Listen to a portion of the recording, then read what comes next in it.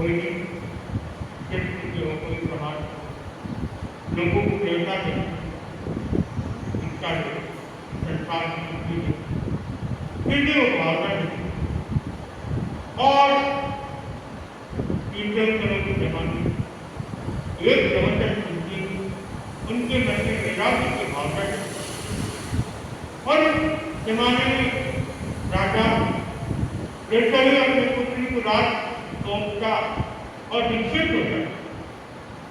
जब उनको लगता जब मेरे पुत्र से बड़े होंगे अब मुझे इस संसार में नहीं है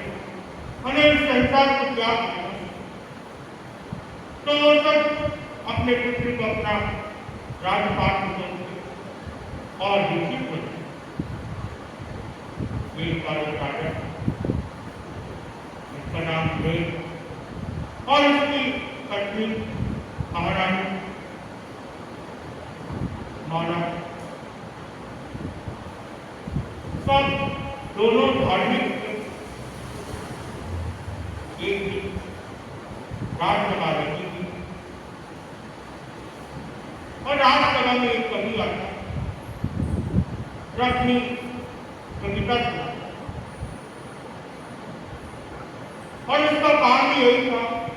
राज्य राज्य में जाना राजाओं को कविताएं सुनाना और राजा खुश होकर जो भी देता लिखता तो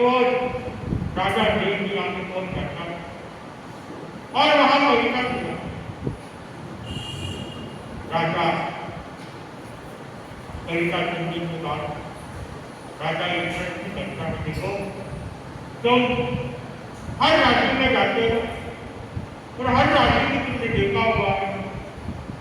देखो हमारे राज्य में हमारी राज्यसभा में भी क्या सुंदर नहीं होगा हमारा राज्य इसलिए मैं नहीं आपको पूरा देश फिर भी गौर करके देखता राजा ने देखा आपका राज्यसभा बहुत सुंदर है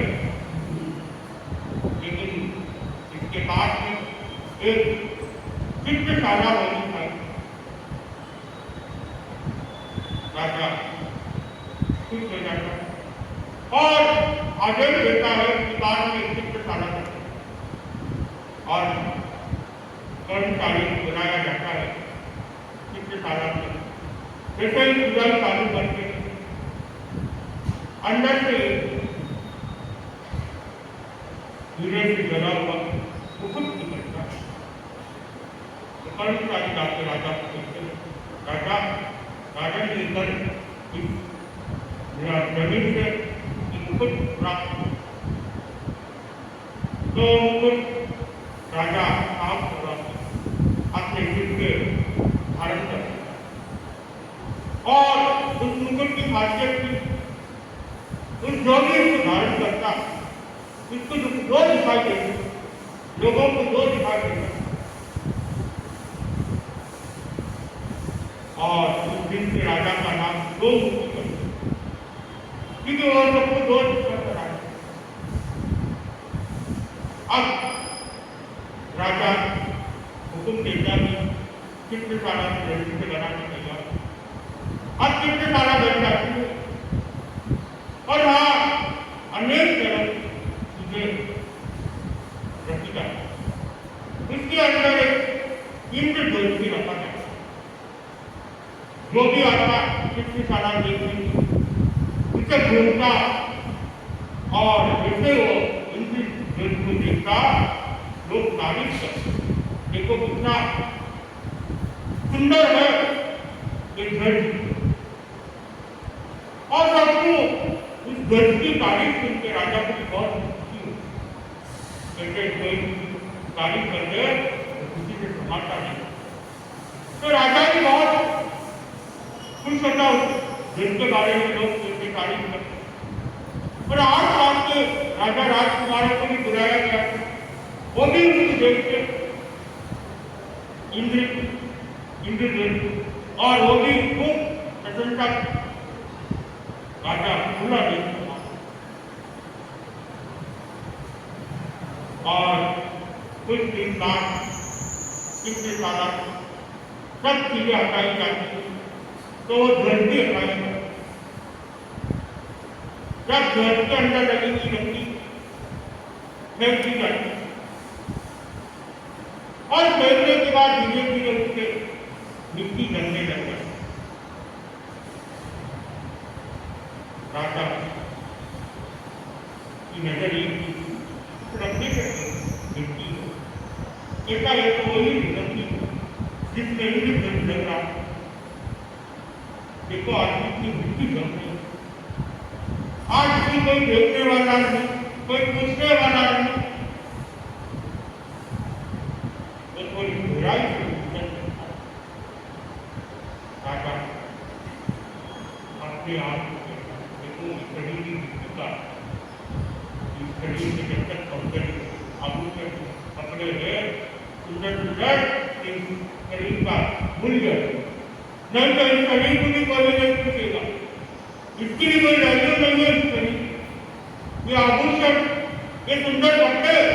इसको बीमार कर रहे, इसको सुंदर दिखा रहा, हम भी एक रखने की तरह बन जाएंगे, इसमें इतनी धूल मिट्टी का। तो मेरा शरीर ये धूल मिट्टी का आखिरी बार और गहराई के चिंतन करते जब इंसान के चिंतन गहराई में उतर जाता तो उसे आस पास की दुनिया दिखाई नहीं देती, जिसके मन में वैराग्य की भावना जग जाती। उसके बाद आप चाहे दिल्ली घुमा, चाहे पेरिस घुमा, लंदन घुमा दो, दुबई दिखा दो, इसे कोई भी चीज अच्छी नहीं लगती, क्योंकि उसके मन में तो वैराग्य की भावना है। तो उस राजा के मन में भी भावना उत्कृष्ट होती जो जा रही और उसके मन में भी वैराग्य की भावना थी। वो सोचने लगा जब तक कि सुंदर कपड़े का आभूषण के राजमहल के राज सिंहासन तब मेरे पास है, तब तक मेरी वैल्यू है, उसके बाद तो मेरी कोई वैल्यू नहीं, इस शरीर का तो कोई वैल्यू नहीं। तो मुझे भी अब इस संसार को आगे बढ़कर मुनि दीक्षा ग्रहण कर उसकी चिंता अब आगे बढ़ती जाती। इस संसार को जानने की बात चलती रही और इधर रानी बहुत सारे अपनी बेटी अपने राजा के साथ अब तक हमें विकसित कर रहे। जब रानी को पता चलता है कि राजा को हम सबकी छोड़ के मुनि बनने का, तो रानी का मन घर करता एकदम से इनके मन में वैराग्य मुनि बनना, लेकिन मैं आशीर्वाद नहीं। वो सोचती है काश मेरे मन में भी ऐसी भावना है, मैं भी विकसित हो जाऊं और मैं भी जन्म मरण से मुक्त हो जाऊं, लेकिन मेरा भावना हर किसी के मन में एकदम से आती है और धीरे धीरे वो भी अपनी इच्छाधारा बदलने लगी।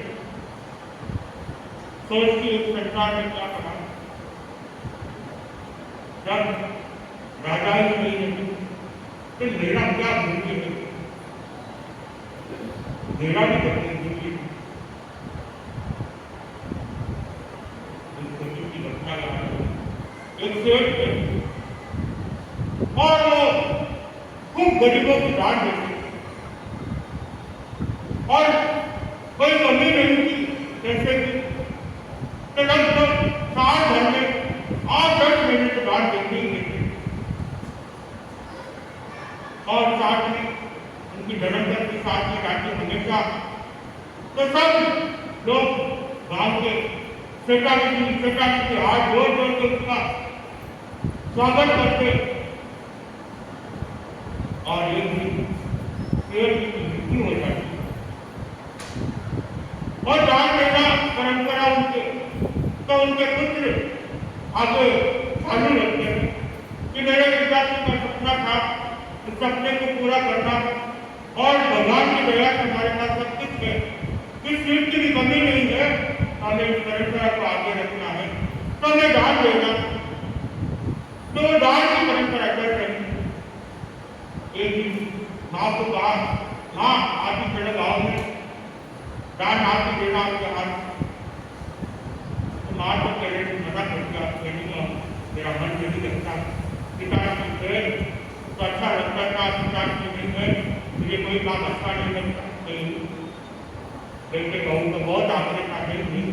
एक बात तो आपके बहुत दिन हो गए, थोड़ा घर से बाहर जाओ, बाहर का बहुत जल्दी थोड़ा सा मन हल्का हो जाएगा माँ, चलो बहुत आग्रह करने के बाद माँ पुत्र और बहू के साथ चली गई। वही गांव के लोग जो पहले पिता की मां करते थे आज कोई नहीं पूछता, क्योंकि अब दान देने वाली बहू बनी, बेटा बनी, अब सास को बड़ी नहीं। ऐसे नहीं कि आप कैसे हो पिता की मां कोई नहीं पूछा। जैसे कोई ज्यादा अचानक आपको देख दे रहा हो, बेटा बर्बाद किया हुई बात है और इनके सालों के दान देने के उसको भूल गए, क्योंकि अब दान देने वाले नए होंगे, चेहरा बदल गया तो उनका रूप और रंग भी बदल गया। तो कहते हैं सत्य पति साहब राजा है तो राजी ने बोला कि मेरा भी नाम अस्तित्व तो मुझे भी कोई नहीं पूछे, तो मुझे भी इस संसार को इस जन्म की मुक्ति से मुक्ति पाने मुझे भी साधना की ओर आगे बढ़ना है। आज दोनों राजा अपने पुत्र को पूरा राज्य काट दीक्षित हो जाए तो राजा अपनी निश्चित साधना तपस्याएं करते केवल क्या हो गया।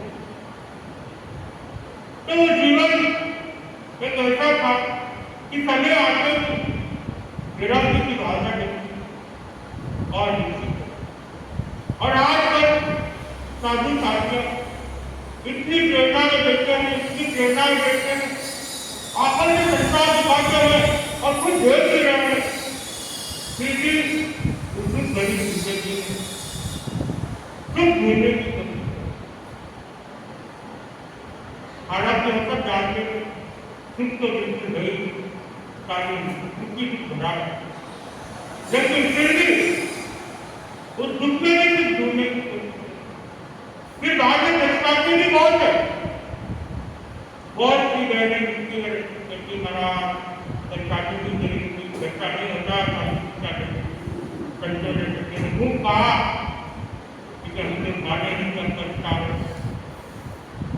और पछता नहीं कहा क्योंकि हम बच्चे हो गए वो डांस के पूरी तरह अब निकलना बहुत कठिन है।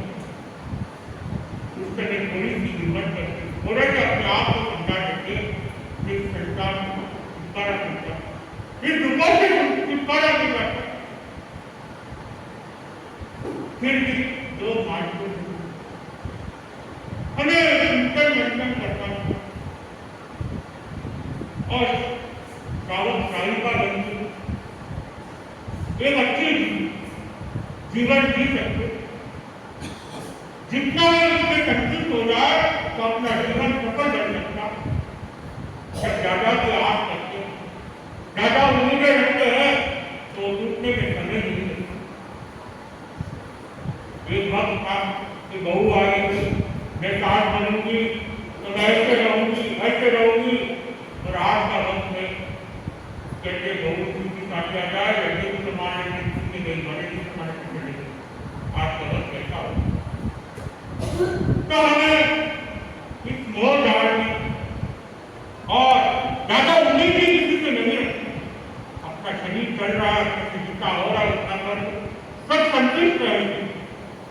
अगर आप कुछ काम मत करो, एक दिन घर पे बैठ जाओ, फिर देखो दूसरे की केवल कैसे बदलते। हमें इस चीज पे ध्यान दें कि हम अपनी श्रम करते रहे, जितना हो सके अपना श्रम करते, श्रम करने से अपने भी रक्षा रहता है, शरीर अच्छा रहता है। और जब काम बिल्कुल छोड़ दो, शरीर गते गते खराब होता है। फिर उसे पेटों के ग्लास पानी में जाना है, उसे इतना आलस आता है, ना तो शरीर काम करता है, ना उसके घूम सकता है, ना फिर सकता है। खुद के लिए पानी जाना भी बहुत भारी काम करता है। काम लोगों को शरीर की चलाना तो थोड़ा सा जितना हो सके उतना काम करें। कुछ नहीं, आधा दूर से घूम भी दिया, शरीर स्वस्थ रहता। क्योंकि घर में करने वाले हैं, कुछ नहीं तो आधा किलोमीटर घूम के आ गए, मराठा में चले गए, दर्शन करके आ गए। थोड़ा सा घूम के ऐसा नहीं हो, करने वाले को घर पे ही बैठे रहे, ऐसा नहीं होना चाहिए। शरीर अपना स्वस्थ होना हो, पूरा हरेक शरीर होना बहुत जरूरी है। थोड़ा अपने शरीर को काम करते रहो, शरीर कुछ ना कुछ करते रहो तो शरीर चलता रहेगा। नहीं तो आजकल 50 साल के 40 साल के भी बूढ़े से भी ज्यादा आराम हो जाते हैं, बूढ़े से भी ज्यादा काम नहीं कर पाते। आजकल कोई गाँव में देखते हैं कि बूढ़ी बूढ़ी माए अभी तक काम करती है, खाना बनाती है और किचन में काम करती है, घर का काम में खेतों में भी चली जाती है। 80 साल में 81 साल में खेतों में भी चली जाती है। और 3 साल 25 साल की बहू हमारे जितना काम नहीं होता, काम नहीं है तो काम करा जाएगा, लेकिन करेंगे क्योंकि उन्हें हालत बहुत खराब है। काम नहीं है तो सुबह से दिन तक चालू हो जाता है और दुगनी घंटे लगी भी एक दिन के लिए बुला देंगे। जो 300 ले रही है किसकी तो उसे 600 लेके भी बुलाकर काम करा देंगे, लेकिन खुद नहीं है। इतना आलस काम का नहीं। शरीर बिगाड़ना है तो आलस नहीं तो स्वस्थ रहता है,